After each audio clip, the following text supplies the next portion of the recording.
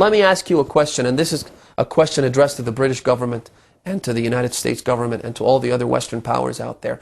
If you deem the situation so bad in Bahrain to send charter planes to evacuate your nationals, to evacuate your citizens from Bahrain, why do you not deem the situation bad enough?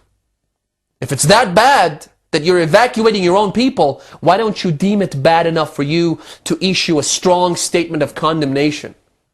Again, I swear to God, I'm not involved in the political aspect of this. This is not what I'm talking about. I'm speaking from a purely humanitarian perspective. What happened to the world leaders? Why aren't they speaking out? Sure, Bahrain is a strategic ally. Sure, the U.S. Navy's Fifth Fleet is there. But is that enough? Is that a sufficient reason for us to abandon all our morality and ethics and ideals? Is it? Is it enough for us to sit idly down and watch as the atrocities are taking place because we have some sort of a strategic partnership with this regime, this oppressive, barbaric regime? Is it? Because let me tell you something, if it's stability you want in the region, then you're never going to get any kind of stability when you have this kind of regime oppressing its people like this. What kind of stability are we talking about?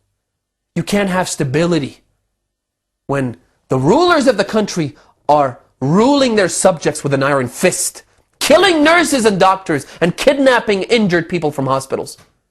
One thing the Saudi government did just a few days ago with their demonstrations in the Eastern province, also Shia, as well as the Bahraini government, which is they're doing the same thing right now, is that they wait near pharmacies and chemists. Anyone coming in asking for bandages or anything that hints to them that they're trying to give medical treatment to someone who's injured in the demonstrations, they apprehend the people right there and then. Where's the humanity? This is moral decadence that we're seeing here that's unparalleled. They kill people who carry nothing but flags and roses. You've seen the videos, I'm sure. If you haven't, go look them up. They go into the streets, these demonstrators, all they did was go in with roses, and they'd offer the roses to these mercenary troops, which have been imported from overseas, to the Saudi invading army, to the Bahraini army. They'd offer them roses, and they'd get shot at in the face. They're not facing a popular resistance that's armed. This isn't Libya. In Libya, the army joined the demonstrators and those who are leading the uprising, because the army is a national army. In Bahrain, the army is a bunch of foreign mercenaries from foreign countries. And so the army couldn't care less about the people.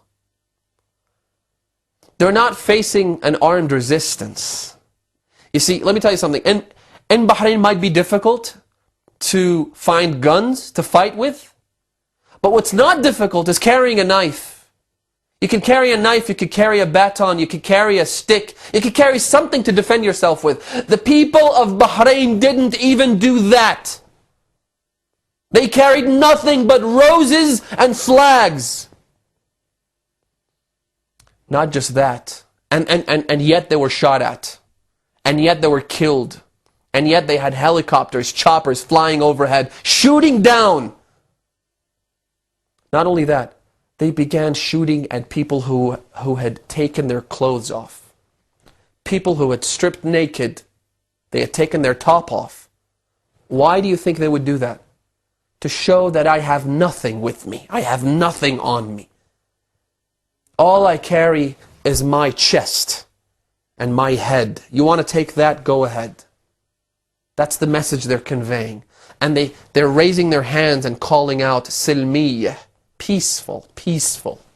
And they'd get shot at anyway. The most peaceful demonstrations, in my opinion, the demonstrations in Bahrain have been the most peaceful demonstrations in recent times, if not in the history of mankind. Even after they'd been shot at, even after the month-long repression that took place, they still kept calling out, peaceful, peaceful. Where are the world leaders? Where are the international NGOs? Where are all those human rights organizations? I ask you.